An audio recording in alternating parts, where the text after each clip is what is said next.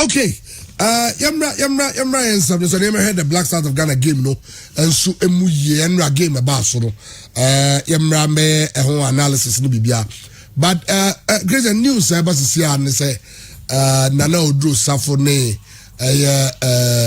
Nana Odro Safo ne Nana Amponsa asante ko see you in fact me Nana Odro Safo akasa na me try say me Nana Amponsa so my sending a message by onya ma online oni online na be say me on so side ni but since amenya Odosafo dem dey no tudwa na ma try me nya na Amponsa so side of the story if I know Odosafo chese na Amponsa friend phone and o say on only number but the ten say true caller into onya ohun number no ohun din no the dini by no yes fire hello no say as an Amponsa to ne hash kaka as a confrontational also a hash I mean say sana person true and or say and Amponsa e ka say onye careful no yes Ghana no e super home you no munkum na ne nsema o keka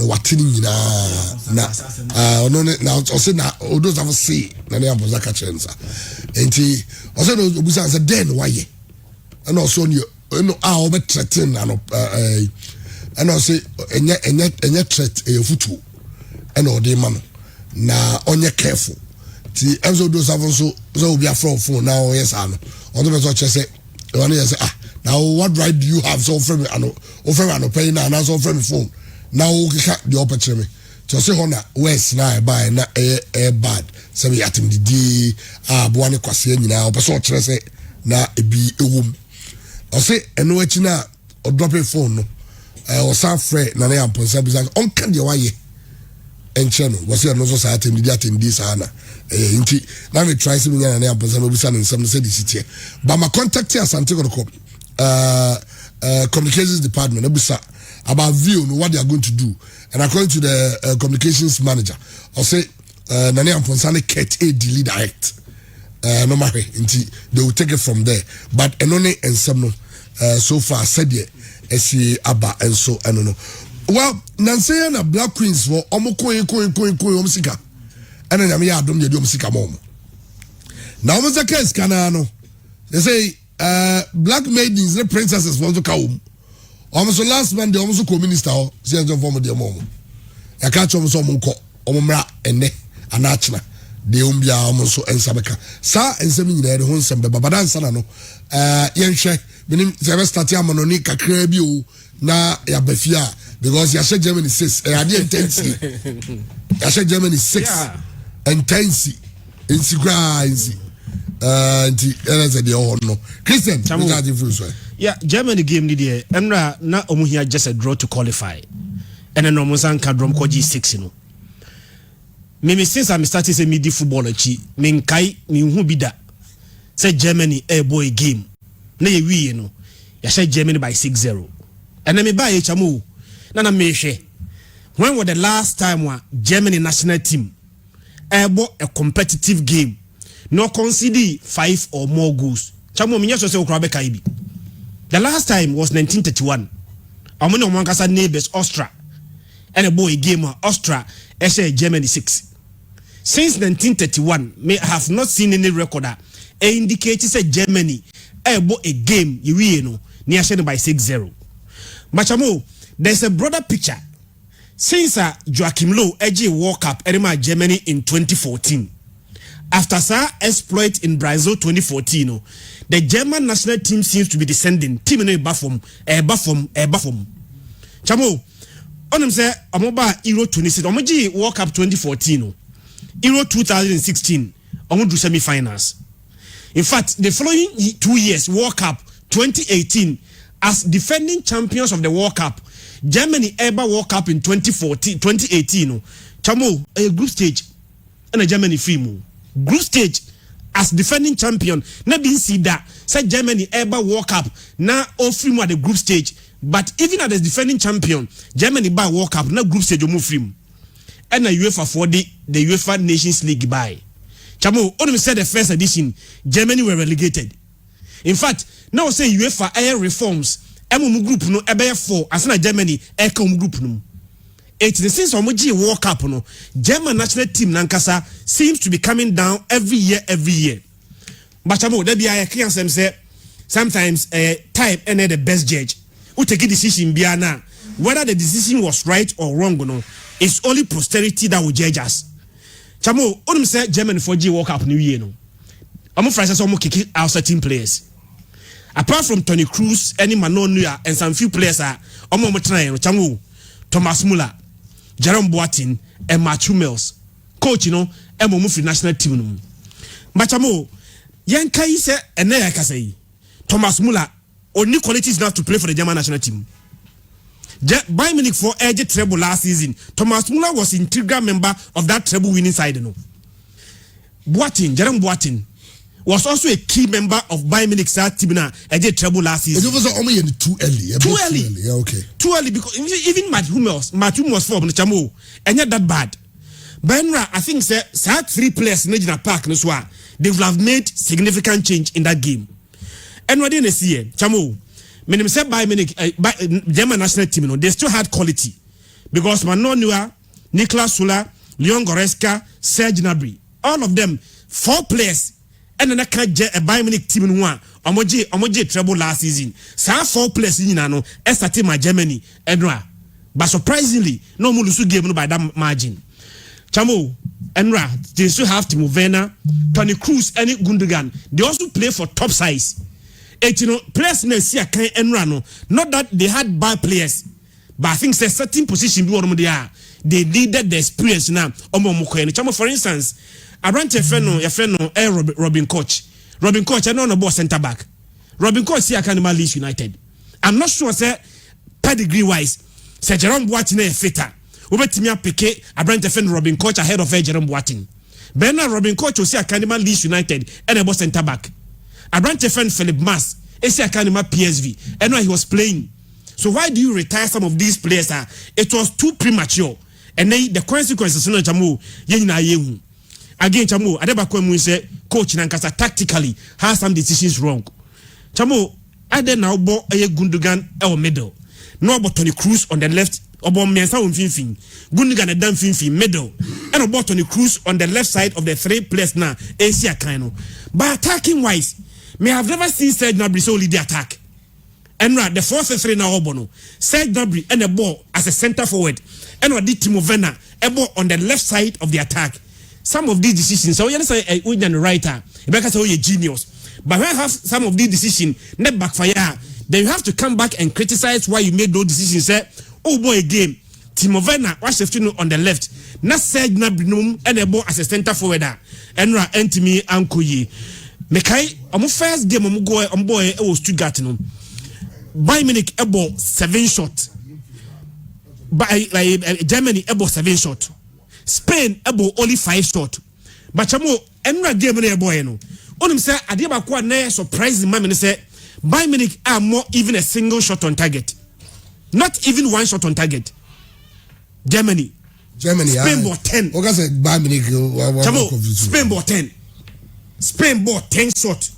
In fact, total shot of Spain boy, Pure FM. 6 shots were off target, and 10 were on target. Tiebo body we not Spain shot in total 16. 10 of them were on target. Germany only had 1 shot, which was not even on target. So for the entire game in 90 minutes, Germany able a game one more a shot on target.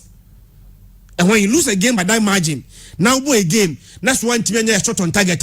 Apart from say German national team down, I think say tactically, and then we will see a range players, and also very, very bad effect on the German national team. But the men Ukraine is already across on the dia. Papa friend Joachim Low has a lot of work to do because since OG World Cup from 2014, OG World Cup 2014, next time coach was who? Okay, Hansi Flick. Then the assistant coach. Hansi Flick retired from Anato Jana Juma in 2014. Since then, ban over from Hansi Flick free nechi ebefa Bayern Munich Jumano. Chamo, the rest has been history.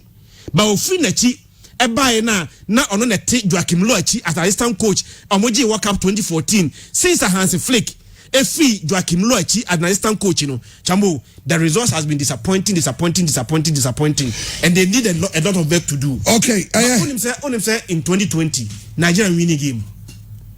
You see, after 2020, the last time Nigeria winning game, 17th November 2019. 17th November 2019, Nigeria for Ekwawe, Eko sell Lesotho by 4-2.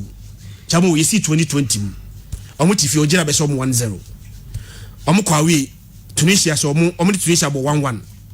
And Omani Salarion ball 4-4. Omon next game in 2020, and then Omosa Kwawe, and Salarion, Eko ball 0-0. So Nigeria itself in 2020, Chamo, almost performance, has been very, very, very disappointing. And I think, sir, sometimes you have to take motivation out of negative issues. As someone, Nigeria FA4 president, I'm at the break. Me sure say motivated Salarion for no. Say you don't wake up playing against Salarion. What's that so diminium? And when you hear such statements, say your opponent, FA president, is making such demeaning statement against you must also go to the field and prove him wrong. And I think Nigeria for recent performances in the day, Chamo, they are just disappointing. Nigeria paid their pedigree and standard the day. You cannot play 4 games consecutively in a single year without a win. I hate too disappointing, Chamo. Well, I mean, I'm going Momo in terms of the betting there because I say Chamo Christian thinks he's got his revenge against Bayern. That's why he's calling out Bayern. This page 6, I'm saying Germany.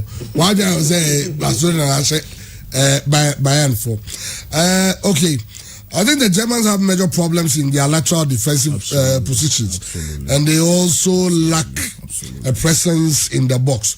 Well, Mehusa Mesut Ozil like tweety. Yeah. Na the tweet no. Yeah. I didn't get to screen so. Yeah. And he's calling out Jerome. Yeah. Such Jerome Boateng.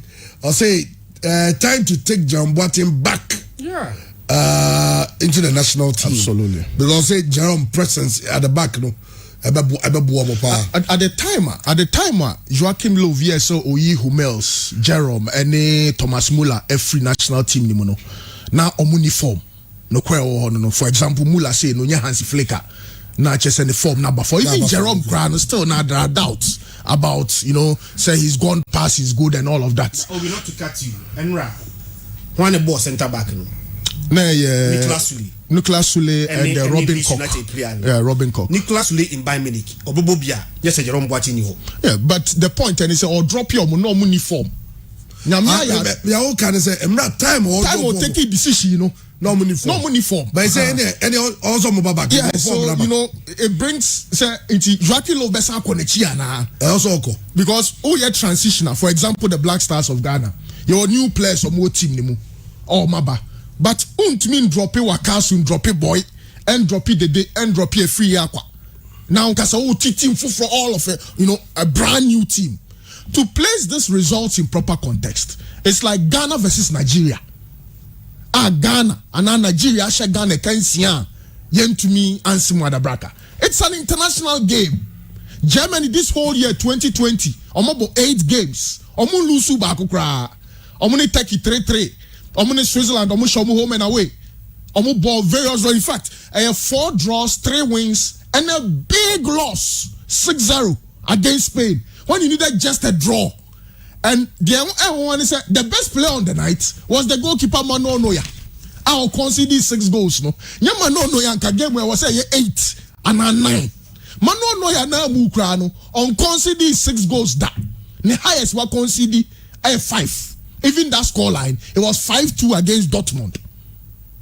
So, a time in Brazil 2014, Germany 4 years, Brazil shine a council, emanity mubako. I'm sure say nano pay the Germany the pressure down penny so no and your pressure kitwa. But then I think say midfield no. Of course they have the quality. Toni Kroos war, Ilkay Gundogan war.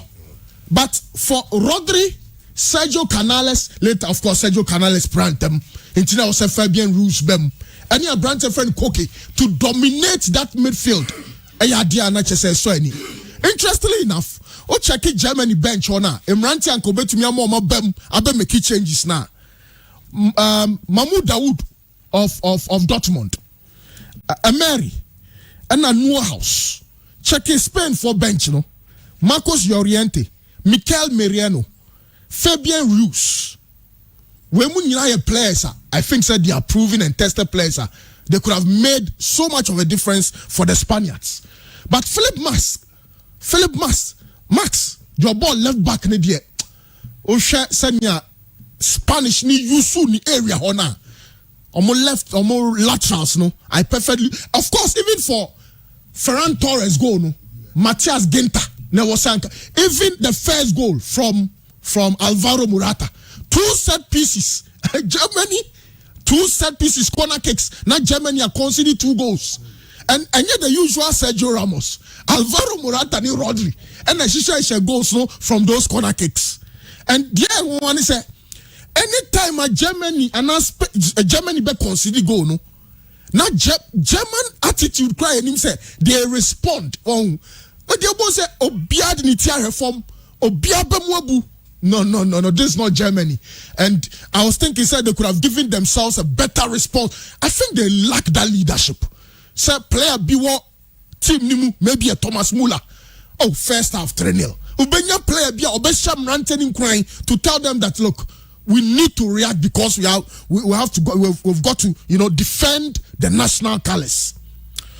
Nuclear Sula, in fact, Robin Koch, no? Team Obo and Leeds United. In the 8 Premier League games at Leeds United, almost conceded 2 goals. Well, you are building a team, but in my estimation, in fact, Jonathan Tah said, me football manager, one of the biggest prospects in world football defending. But news till date on to me and Kache and on Drew potential. Now minimum so bet to me Drew. Or bad game minimum half time, he virtually made no difference. And I guess I was say Openia, your friend Joachim Love, or so here be team chemistry no so yet. Yes, they got a result against Ukraine 3-1. But even in that 3-1 win against Ukraine 4 hit side post, goal post, 3 good times. So that the threats were there. No, Bianim said, Debi no, asem ebe to me, esi. The aggression levels. Germany, pa corner kick. Not Germany, needs now. Oh, no. Not there. Me 3-0 now, and I'm doing BBR. I'm saying, no. Germany in elbow. But of course, we've got to give credit to the Spaniards as well. Omo eya de papa ye. Special credit to Ferran Torres. There's a chapter. Gabriel Jesus a pra Man City. Sergio Kun Aguero so pra into wanya kwenya ye juma no di juma Man City. But to get a hat-trick. I'm saying you were just 3 players on Masha hat-trick against Germany. That includes Michael Owen. A brand new history books name as one of those players when you hat-trick against the Diamond Shafts. And so far, Tinia branch away in the future of Spanish football. Only Ferran Torres. Jose Luis Gaya, the left back for Spain, assist 2 assists for Oyarzabal goal, no? Any Ferran Torres second goal. In fact, Ferran Torres first goal, no, Bona hit it back. Asam penalty box name. No German player reacted. No, was saying a chance. Asam Bobono for the 3rd goal to end the first half 3-0. And now there, but Spain for almost share game national. As a Madrid this time, I only worry is Ramos Pry and your uniform. And France against Sweden. Rafael Varane supra uniform. Weekend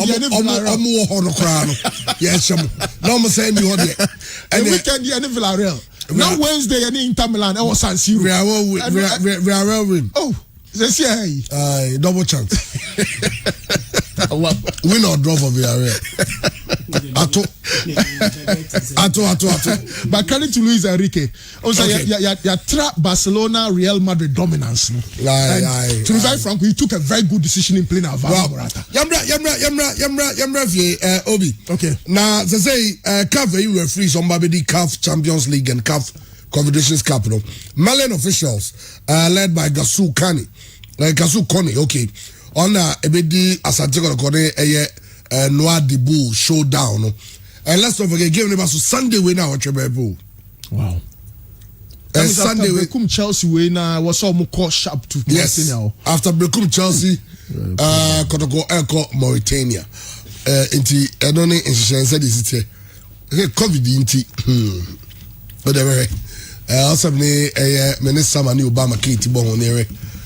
how I be travel arrangements near because the COVID now I couldn't be but as I'm taking over Mauritania now as go to game no and so Benin or referees Issa Mohammed Omo Ena AD well BIT Yana Clara saying that Kava appointing Malian referees and Omo Dinye.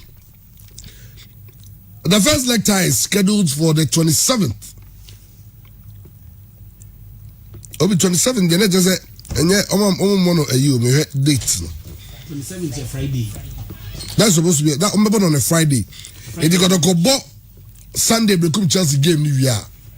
27th. Yeah. Because Sunday 22nd. There was a free latest Tuesday. But since they say you start your batches you're behind closed doors. So they say a buying air plan, they say club your map club 50,000 Ghana say to cushion clubs. Yeah. Kabesa just say F Premier League board. Teams on board Africa. Some we be more matches no more Friday or Saturday. Yeah. About Saturday. Yeah. On Friday cry. Because they say Friday games. Yeah, Friday games. Because they say no. You about the Sunday or first they be argument say Nipa Mass Stadium. But they say no. There be Nipa allowed to come. Yeah. It be a man born earlier. Said we be trying the travel arrangements to coin. It can remember because game here Friday. Yeah. Korobebo game now on Sunday Brekum. In Tomu it means that they also got to go every Brekum the same day. Yeah. Achekwa the next day they are supposed to be in the crowd. Yes, Monday. What you say? Yeah. I also married. And Chekwa also going to go by Tuesday or Wednesday. Yeah. Whatever the Tuesday or whatever the Wednesday no what? Mauritania. Yeah, Wednesday. Yeah. Oh, not the Thursday. Acclimatization. Friday. Not Friday. Omabu game. And only SSNO. And referee somebody you know. Gausu Kani. One of my name as a referee of the game. Na assistant here. Baba Yomboliba. Baba Yomboliba. Ene Amadou Belli Gise Amadou Babu Traore and the fourth official and Abuli Likaisim Abdallah as every Morocco as the match commissioner game no Ebaso Stade Municipal de Noa Dibou Ebaso on the 27th they say Friday we now watch when I give Ebaso. Okay, Benin so referee even Issa Mohammed on the bedi as good almost game on Babono. Now as good then on Sunday. Okay, on Sunday at 3 p.m. Referees you know assistant referees you know Kodubo Augustine on the Gerena Lucien to the young. And also assistant referee and the match commissioner Rene Williams Seri from Ivory Coast. The two Ghanaian clubs in Major Kono, you know, I don't know. Well, earlier on, you had come with Black Stars, Gola, Sudan, Edishayano, Ebia, for the sake of Omo joining Yesiano, live on Obo TV and also live on Facebook, Pure FM Ghana. You ever say you Black Star, go now, Sudan for the Shayano. On the 90th minute, game you cry Ghana. Kenya draw and Kenya ensure that the qualification and because Kabacha said Sudan be just 3 points. But unfortunately, and to me, Anko Kobasa. Now, game the baby and Kosika Kono, Okasa, and if I was say, okay, but if I look at the way we played in Ghana and the way we played here, I feel there's a bit of improvement in terms of containing pressure and all that. But of course, also the way we prepared before these two assignments was not an easy one, and so at the end we had more the necessary guys that we need, those we need to be on board, and they came in. Unfortunately, they did their best, but it wasn't enough. Those who had the chance to play did their part, but of course it wasn't enough for us to ride the day. Of course, we played without many key players, and the likes of the captain Kudus and other people, and so looking at all this, I strongly believe that we did well. What I can say is that we learned from this mistake, from the mistakes we've made, and of course, in March we have too much matches coming on, and I strongly believe and I can assure Ghanaians that we'll do our best to qualify. Well, Zika could say in terms of game play, Nanka said Ojiri is a match we are there improvement over the born had but quite sadly we lost this one. And 90 Sudan coach was at TV mu. Who's out of home? Obviously go no Sudan for no. Oh, you go no. Omo kwa. Omo jubilate. I was all kono. Odi otewe. About me said 9 years for say. On one side from down to the end because I couldn't push you no. Okay, push me with the about to see that from. You go no. Ejai odarma ha. We go na ha obi we. Omo go ni bad defending. Na hemro mo nyina di mirika from bench no. E ko no be hu no ha. Most of people talk about that from. I check a crab. Oh, obi the triple no say dey. Obi nyina jubilate omo ko papa yi na gbam. Osada from dem. Hey, pay no ni agati. No no obi an push no. Any gen na bro so. Say can your group no, are you interesting? Say 10-9-6. Sorry, 9-9-6. Yes, 9-9-6. We 10-9-6. 9-9-6. Game when you draw and giving you 10 points, then they can qualify. They say you won 9 points. You're winning 3 games. Sao Tome will be opportunity. Or look at the canning count. They say no. The most important thing here to pick a point away. And I might say you know, I got a bit dicey, you know, because it means that I was about drawing South Africa. Yeah. What is that? And you cross about draw against South Africa. Say about draw against South Africa. I just say away point. So far, Obiano on your points away, right? I say South Africa. I'm saying, oh, yes, Satomi. Mr. Munyi Satomi. Mr. Satomi in film. Okay. Is that any yen South Africa, Sudan? Yen Sudan, Sudan say, oh. Yasha South Africa, ha. Say you typical about draw South Africa and the advantage because Sao Tome there Obia Beshen there. Sao Tome in Sudan Beshen. Say you konya draw. Oh, Sudan Beshen la. Sudan Beshen. Sao Tome you Obia Beshes. Obia Beshes. Ewo Sudan. Ewo Sao Tome for Obia the Hobo Beshen. Normally South Africa no go one there. Omo first one we no South Africa for say. Hey, omo come kromwa educate thing. Omo home no South Africa wa. Because sheda mo be so omo. Njenu kwa so omo train. A cockra no was I prepare for the money. Namun shom the come baby. It is a situation. No, Ghana's game against South Africa. And no, and I was say, Yetimi a winnie. Now, Coach Jay Sapo, experienced coach, I'll say a very difficult, but we need to win that game. Yes, football. And if we have not lost, and then say we are the best. You know, say definitely they'll go back and then do their homework. Next match, you know, it will. But don't worry, I'm saying South Africa a very difficult match. Yes, since I told you the match, but I say South Africa they go get result. It's very simple. Well, I know, and some Coach Jay Sapo, and the Baunim, Kosika gonna say match, no. Now the Sudan for any breaching. Well, I think we did well. We lost to a team that showed more hunger than us, not because we didn't want to do anything, win.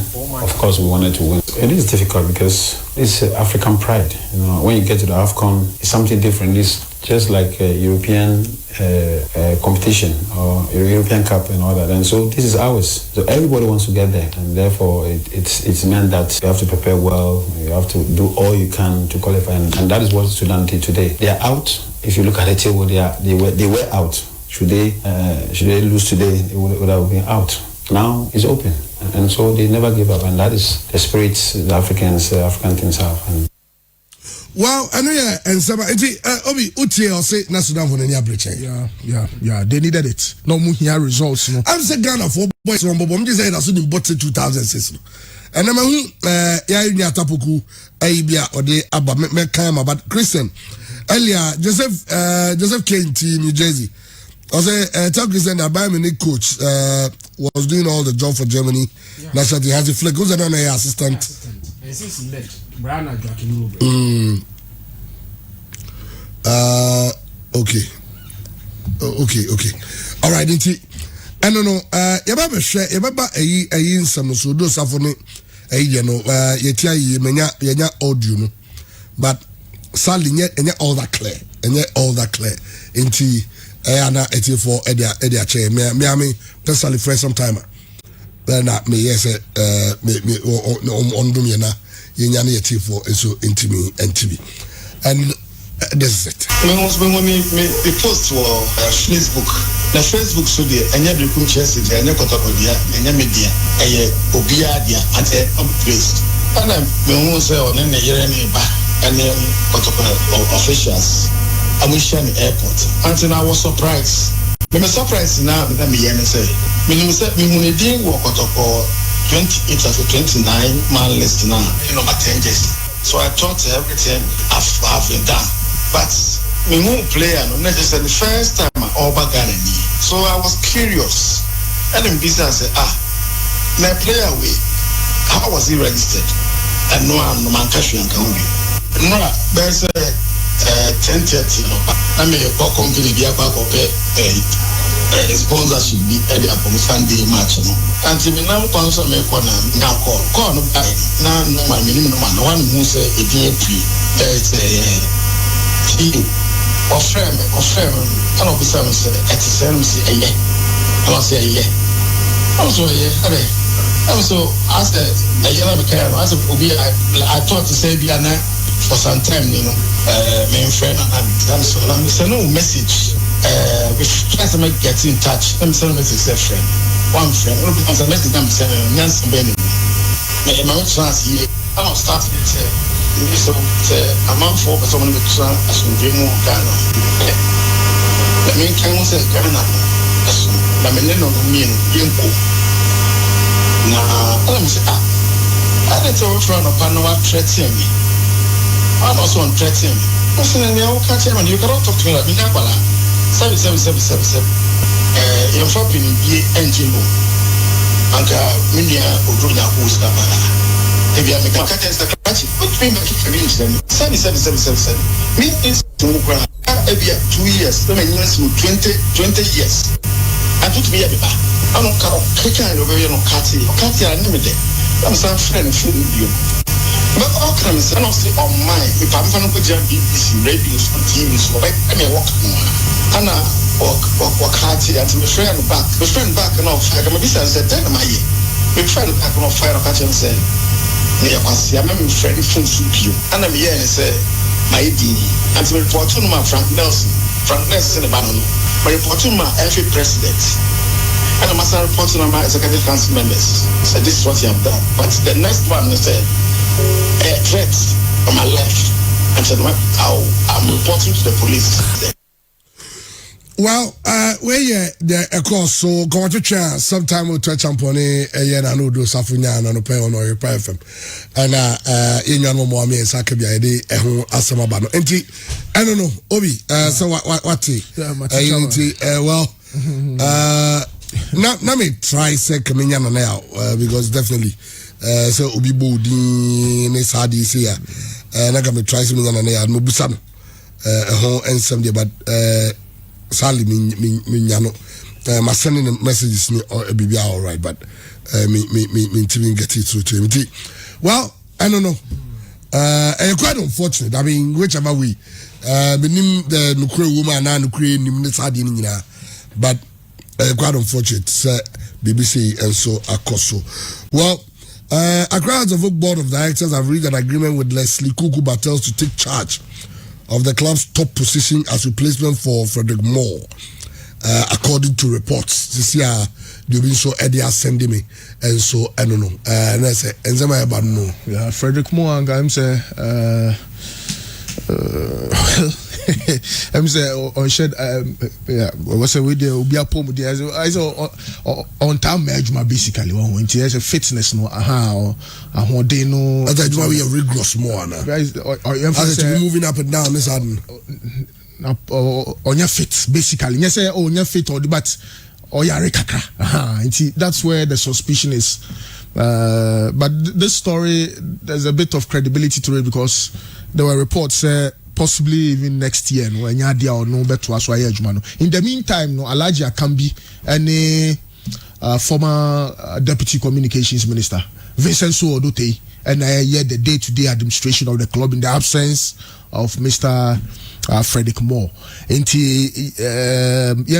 But I'm so bad juma achekakra. Meaning say related to COVID-19 dia. But that's the situation there. I'm sure said there isn't a confirmation to that story. But for every rumor there's for every rumor there's a bit of truth in there, an iota of truth, as they say. So that story we since we mu ache kakra. But opinion kuku battles no na me sure maybe free bar and all of that, but I'm say no crack kakra wo mu. Okay, well, Sadia, you rather the final 30 minutes of the show, and so emu na Darling Paul ekupie mu okotoko training grounds. Yabako na so enyeti the Darling Paul ewo edema de nemum na nsaya na ma no yenuanom nketwa yeyirenom yenuanom yamaamenom ene ya Black Queens omo na empanyimfo no na omo eko ministry so o kan so no so ombeda hokra na say yetuom sigaramo na yetuom na Black Queens so he sa mo kodi yetuom de na yezo yeko eti ya the video no beto na wa video no while you listen to man o mom sama o mo kodu o mo dey to for 2016 but 2 months and we say if you Ghana when 2 months are go 2 months it's about yourself the go go ya vanish on face on face ya dey under 17 embalm na boys even I want say about this there is no mama you I check 4 years with I if your priest more than 17 and when you just get lady also and so I want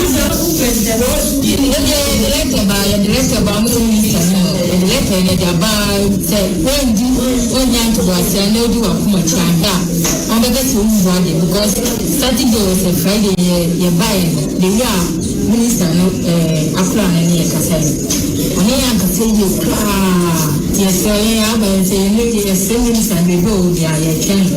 Okay, we under 20 under 17 for man. And I'm memano.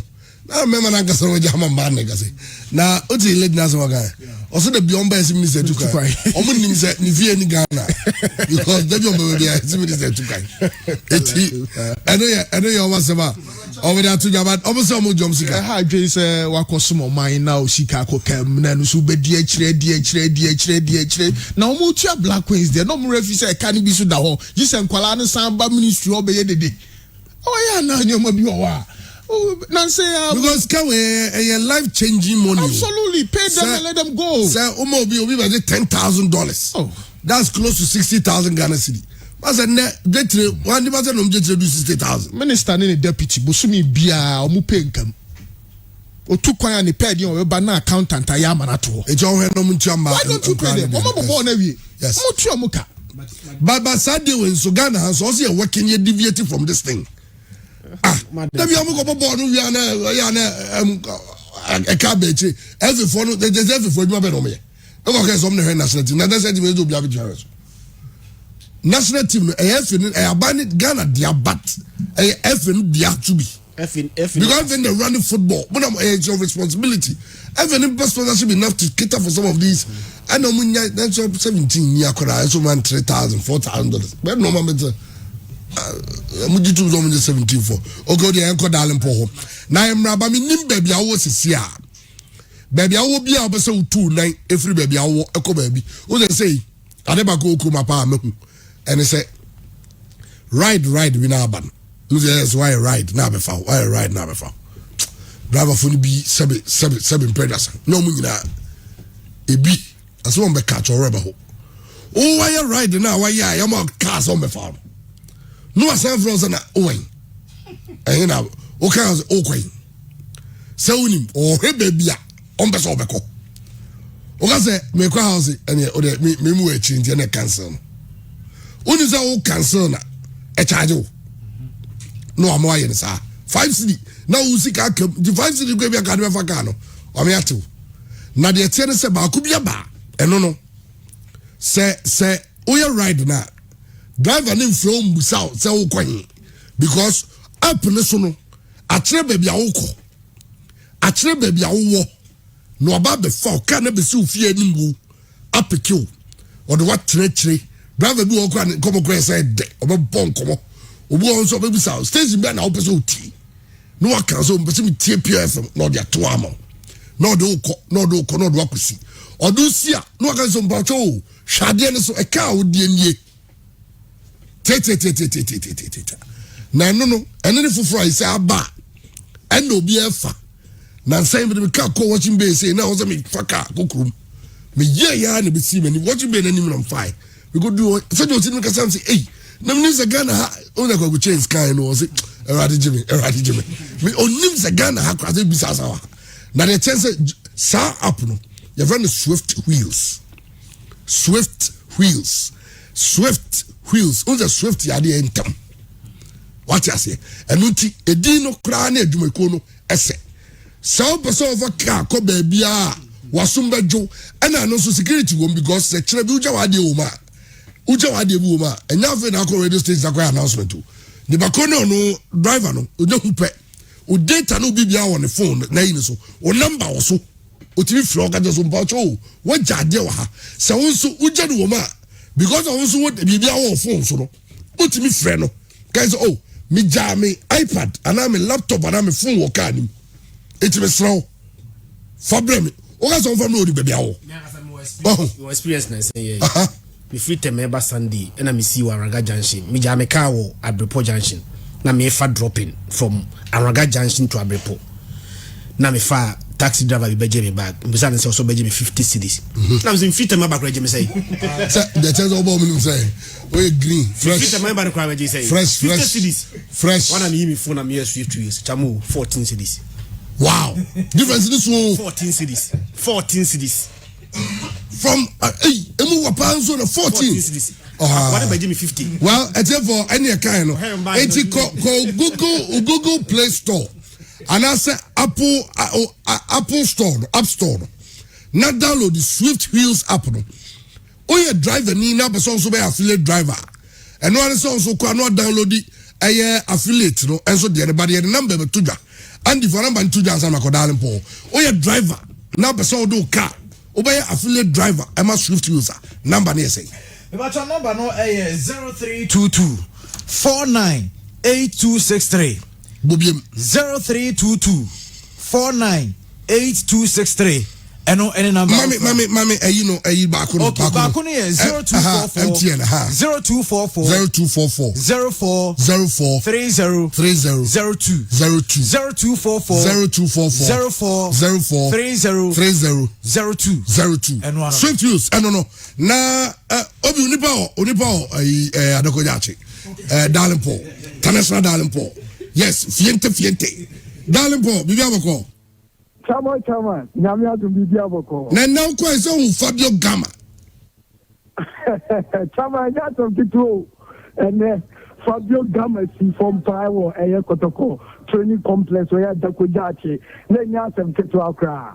Na beye no son pe mudi ko bo no wachi no ana eye POFM yetini ko pie me wo Dakojachi na abra Kotoko bas ne ba place ni sisi na Fabio Gama ntinam si na ntia akwanya obebani me hu ya ni se eye saliki Muniru Sule enso ebas eka no eba se enum na Fabio Gama she enti na Fabio Gama ebiachio ena eye saliki Muniru Sule enso ni Habib Mohammed eti animu enti ka ni si ya na Fabio Gama le romantingo se bi enim no enso eti free eye saliki kanim chesa wo join e wo PFM Ghana wo betime wo ka eye Muniru Sule sule muntari ni aketwa no enso bi be PM enei e wo Kotoko training ground so ya Dakojache enum na eye Fabio Gama enso eti ya ono so e free mu eti ye e ba be wura mu wo akotwa so enti na chairman Fabio Gama enso timi be PM na nya asem ketwa kra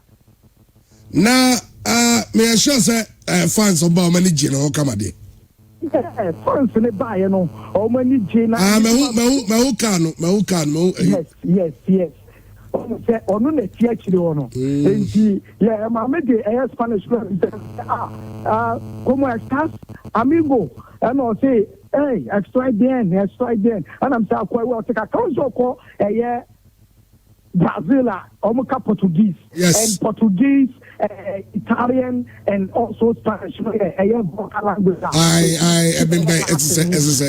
Yes, so and I'm saying, Akwenya Bama Memfa Wufen Chakwe Kakra, and also or to him. Ahana Obusanos comment stars. Yeah, I'm yes.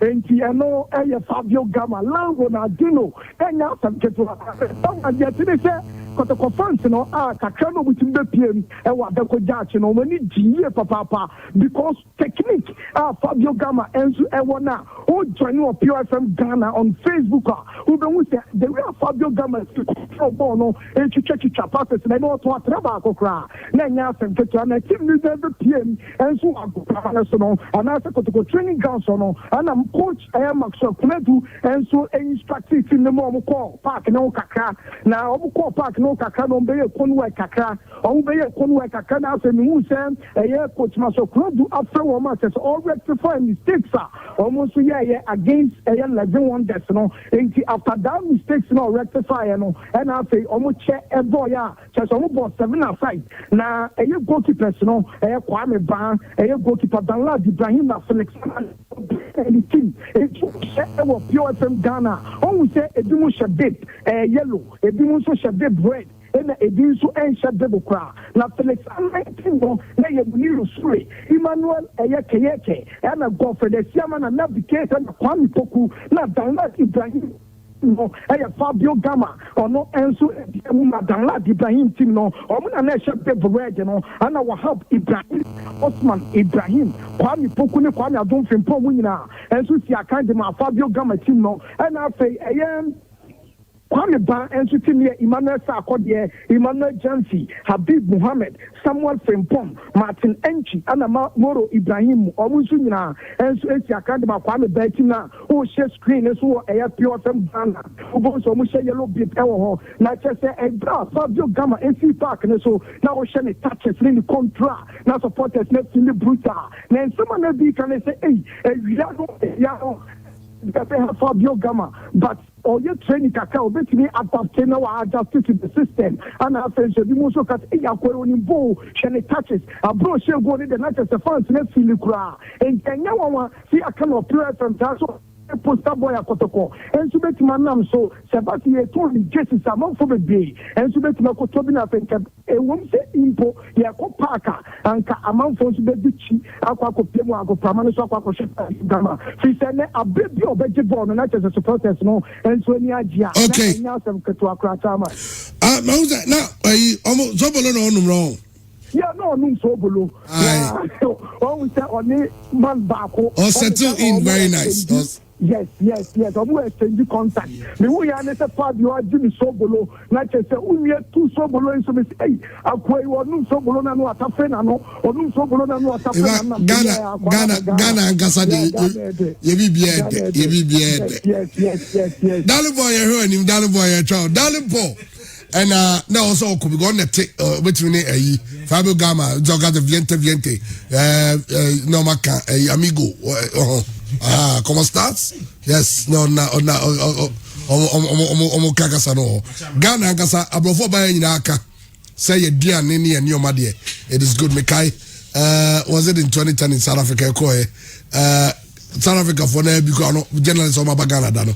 They said it's a Ghana, our food is good. The Ghana's your normal being ye into I don't know. And you so belong to the Onuka with the veggie. Fabio Gama settling so well. Settling. Okay, or say idea on the COVID so bulu. Oh, you can.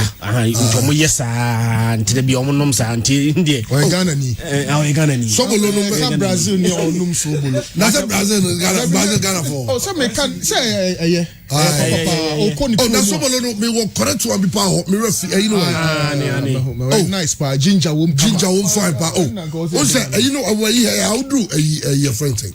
Mention all police depot stores. Yeah. Oh, test. Oh, okay. I say it's a TMBB. Oh, test on no. Oh, we do police depot shops now. I want no more correct sobolo pa. Unoma COVID behind you, COVID going to. But COVID in Tino, no. Only so below. Sako and so below, medicine. Yeah, a babuano, or call the crown or the biko.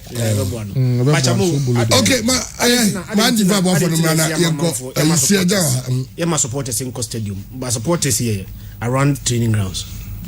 Difference in the way. Okay, who's a customer? I said, we are not serious. There are some and we do this and we do the other thing the next day.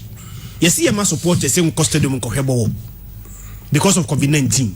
But teams in the training grounds, supporters go home. What are you doing? And scientific basis, we say COVID in the local training grounds, the team spread the one. Say no, monum so below. Okay, a customer of the same. Sorry, go.